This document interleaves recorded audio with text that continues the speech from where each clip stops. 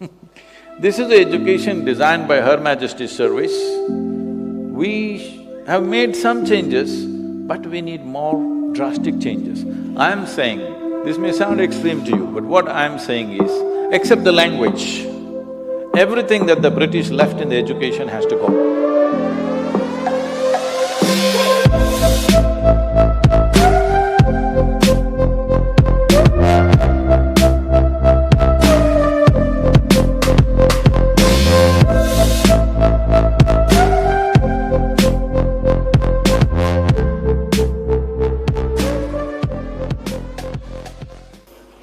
We're at a time that when it comes to education, we're in a cusp where our fundamental thinking about what is education needs to go through not a change, but a complete transformation. A time is coming where acquiring knowledge will be of no value. A time is coming where scholarship will be laughed at. A time is coming where projecting data accumulation as intelligence is going to be a thing of the past. Projecting good memory as intelligence is going to go away, which is the very foundations of the education systems of the day. Whoever has good memory is rated as the most intelligent person. Well, today you know your cell phone has better memory than you. Whether it is scientific knowledge or religious stuff, that by reading a book, projecting yourself as intelligent is going to go away, because machines will do it far better than you and me. Machine learning or artificial intelligence as it is being built today is essentially about how much data can you gather, process and express.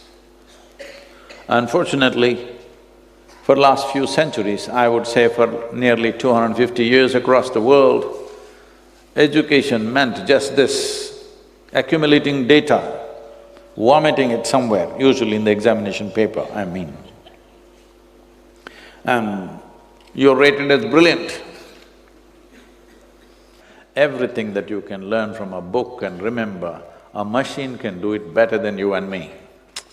These are great times for human beings. A lot of people, you know, it's crazy, they're inviting me to artificial intelligence conferences in various places. I was in St. Petersburg and I was supposed to speak on artificial intelligence. I said, why of all the people you chose me? I'm not artificial intelligence, I thought I was a little natural. They said, no, the problem is, we will all lose our jobs, what are we supposed to do? I said, you've always been cursing Monday morning when you have to go to work. If you lose your job, isn't it fantastic you're on a vacation? If machines do all the work, isn't it really fantastic? See, this is like the coolie in the port at one time. In probably 60s and 70s, he complained heavily because the cranes and gantries came and they started lifting the load off the ship and putting it effortlessly. These guys… There was a time, I'm telling you, in Mumbai dock, in the Mazagon dock, if a ship came, those vessels were not of the size that they are today. Usually they were 150,000 ton vessels. If they came, they would unload it for over 3 to 4 months.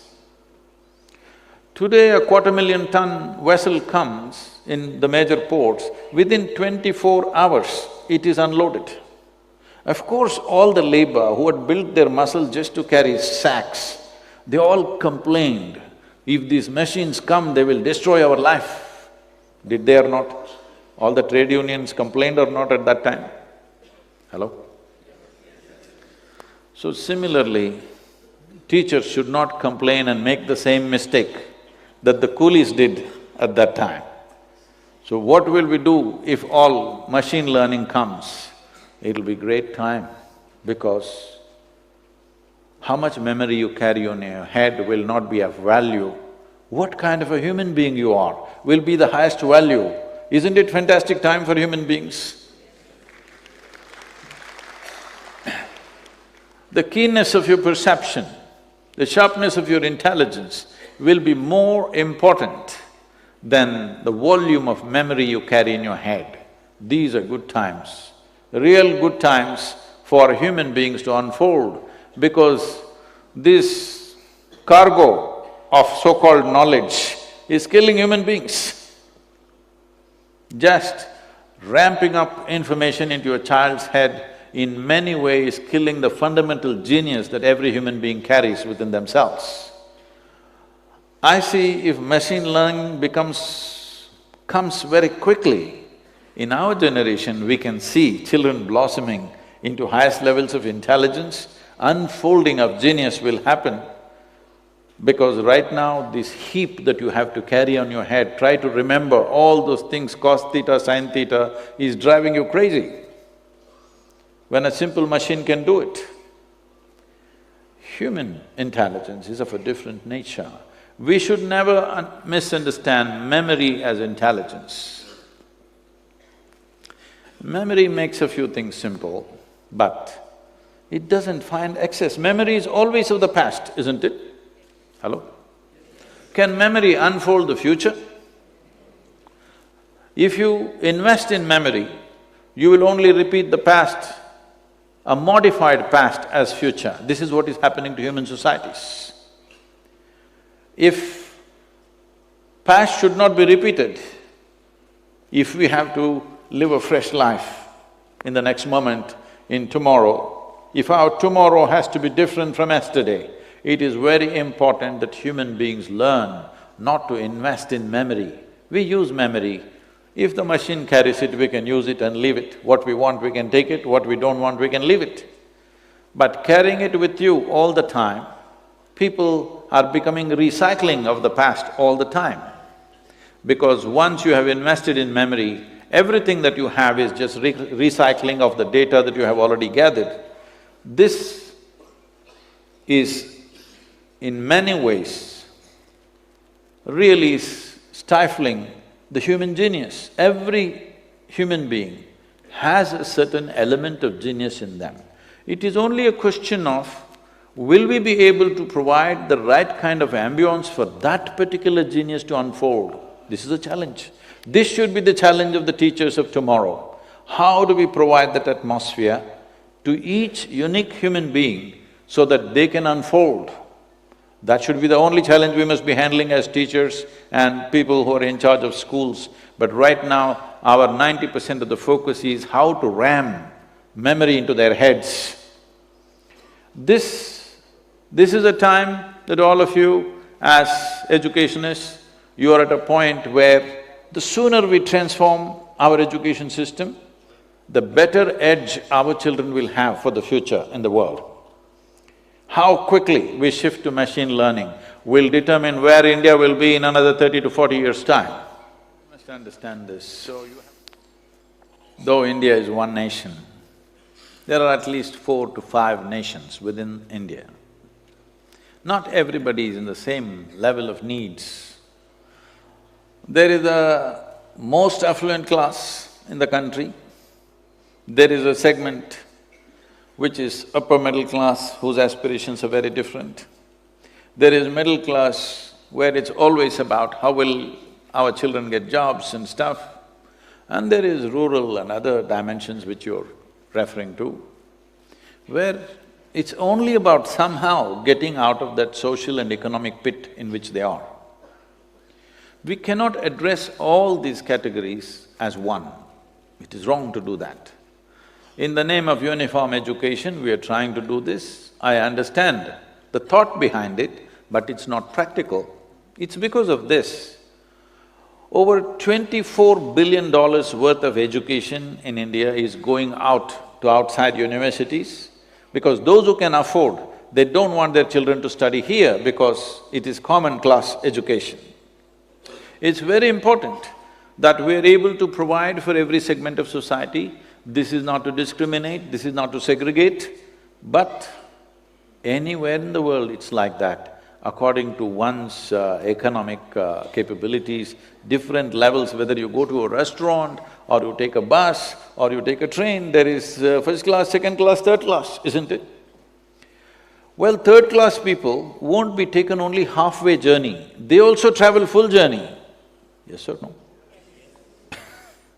Just because somebody gets into a third class compartment, it's only a question of comfort and ambience and stuff, but the distance and the destination is same for first class and third class, isn't it? If you say we will make everything third class, a whole segment of people will not travel by train anymore, that's for sure. So, similarly in education, this is not about classes, I would not like to use the word class when it comes to education, but the needs are different. If we do not provide this, we will not create variety of human beings that we need for this nation's well-being. We need leaders, we need scientists, we need teachers, we need engineers, we need farmers, we need craftsmen, we need variety of people to make a nation happen. Right now, our entire education is actually oriented towards elite. Everybody is supposed to go to the university, that's how our education is constructed. Everybody need not go to the university. University is not a place to live. Like some people in Delhi, I hear till they're 40, they're living in the university.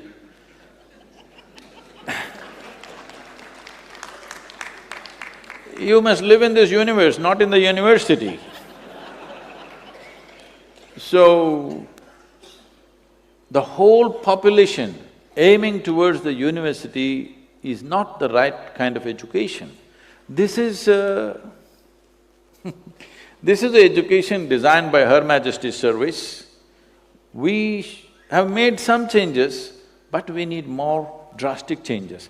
I'm saying, this may sound extreme to you, but what I'm saying is, except the language, everything that the British left in the education has to go. Language is a passport to the world, we must keep the language. Everything else need to go because that was designed for a specific purpose. Where obedience is higher than intelligence, that's not the way to bring up our children. That is the way to bring up occupied population.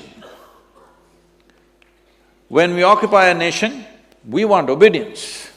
When we're raising our children, obedience is not what we want them to flourish. We want them to be more intelligent than us. Our children must be 2 steps ahead of us, isn't it? So if that has to happen, we have to craft this. Just to give you some sense of this, we're running 3 different types of schools.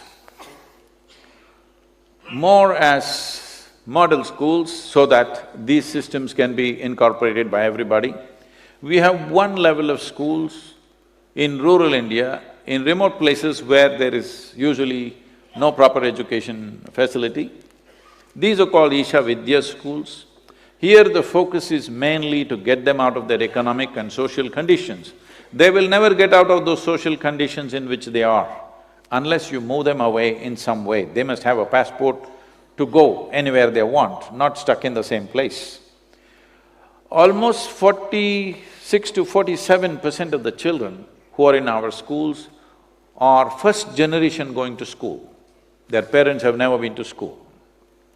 This education, at the age of 6, we start English language and computer usage, because these two are passports for them to step out.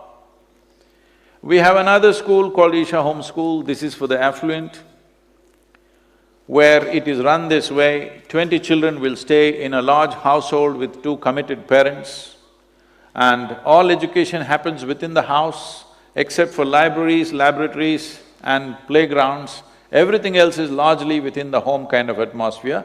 In a very caring, committed way, this process happens. The education is in a thematic way, in the sense, we always start the school when the monsoons are pouring, so the first, second, third standard always starts off with monsoon. We get them soaked in the rain, which parents never allow them to do. They really get through and through, soaked to the bone, and then we talk about the chemistry of monsoon, the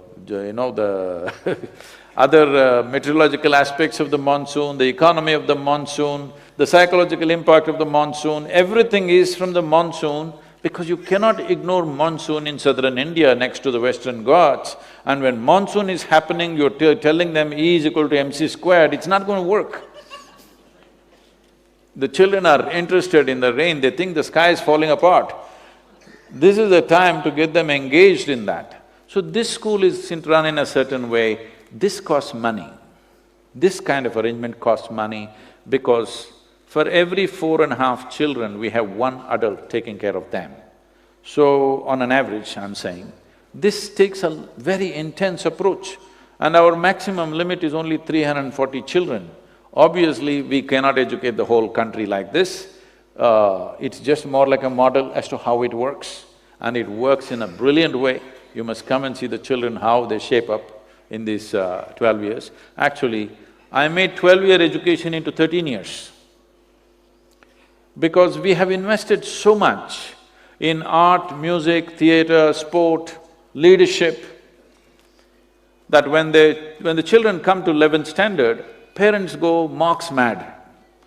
What about my child, where will he go, where will he go? So I said 1 year extra. So people told me, Sadhguru, who will leave their children for 1 year extra? They're eager, their children go to IIT, medical college, this one, that one. I said, this is the way it is. Those who want to withdraw, their children can withdraw. This happened 3 years ago. Not a single child was withdrawn. All the parents wanted their children to go through this. Because most of these parents are thinking of sending their children to, foreign universities, outside, overseas universities and things like this. 1 more year, they settle, they have a huge exposure to leadership qualities and variety of other things. In this school, we are beginning to do this. We wanted to start separate schools for this, but because we didn't have the economic strength to do it, within the school we are doing it. We identify about 12 children, a group of 12 children, when they're in their 7th standard, and we establish a mentor. Like let's say mathematics, we have a very high-quality mathematics mentor. He takes these 12 children from the age of 10, 11 to 17. 80% of the education is only mathematics, only 20% in the other curriculum they play around a bit. But these are only focused on mathematics. If we don't do this now, that our focus is not specialized, we are only thinking of… See, there was a time in 60s and 70s, we were thinking of literacy in this country. Because when the British left, our literacy was somewhere around 7% of the population, rest were illiterate. So our whole focus was how somebody can put his name on the paper. This was our focus. So to educate millions of people to one level is different. To come out with specialized focus towards children who are capable of that is different. If we don't do that, we will not have great scientists, we will not have great mathematicians, we will not have anything significant in the country. We'll have just a mass of people with the attitude of being educated without much education in them. So, this is one dimension of education. We have another education system called Isha Samskriti, where the only 6 subjects they study are yoga, Kalari Paitu, you heard of Kalari Paitu? It's a mother of all martial arts, classical dance, classical music, Sanskrit language and English language. These are only 6 things they study, no academics. If you want to see really, truly fantastic children anywhere, you must come and see these children. Because the focus is just on growing human body and human brain to its full potential without any intention. What will you become? We never ask them. Will you become a doctor? Will you become an engineer? See, these are all social things, these are not real things. From my own experience, like he was saying that my vision is because my father is an ophthalmologist. Well, he only examined the 2 eyes, he had no instruments to examine the 3rd one. Uh, So this education is focused towards education without intent, developing human brain and body to the highest possible level without fixing what you should do. Because what should a human being do? What is most needed in the world, that's what he should do. It is not for me or you to do something fanciful that I desire. What is it that is most needed right now? That's what human intelligence should do, isn't it? If one is a fool, he will do what he does not like to do, suffer every day and go on complaining through their life and live like that. If you're intelligent, you will do what you love to do. But really, if your genius is flowered, you will do what is most needed right now, joyfully. That's what needs to happen.